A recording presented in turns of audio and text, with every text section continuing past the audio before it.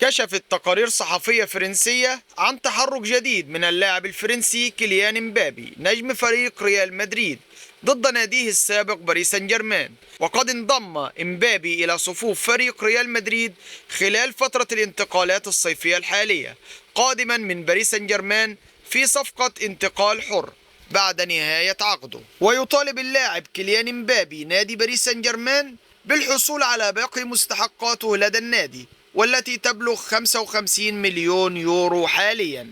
وأكدت صحيفة فرنسية أن كيليان امبابي يطلب 55 مليون يورو من باريس سان جيرمان، وقد تواصل مع رابطة الدوري الفرنسي لكرة القدم والاتحاد الأوروبي لكرة القدم.